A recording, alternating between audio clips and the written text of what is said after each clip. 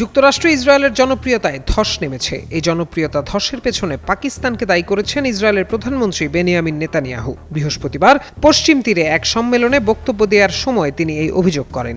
Netanyahu দাবি করেন, যেসব দেশ মার্কিন ইসরায়েল জোটকে দুর্বল করতে চায় তারা বটফর্মের সাহায্যে সামাজিক যোগাযোগ মাধ্যম নিয়ন্ত্রণ করছে এবং ইসরায়েল বিরোধী মনোভাব ছড়িয়ে দিচ্ছে। রাঁধুনি কালাভুনা মশলা থাকলে আসল কালাভুনা রান্না কোনো ব্যাপারই না। তিনি আরও যোগ করেন, এসব বট অ্যাকাউন্ট থেকে লেখা হয়, আমি একজন খাঁটি টেক্সাসবাসী যে ইসরায়েলকে সমর্থন করতাম, কিন্তু এখন আর সহ্য করতে পারি না।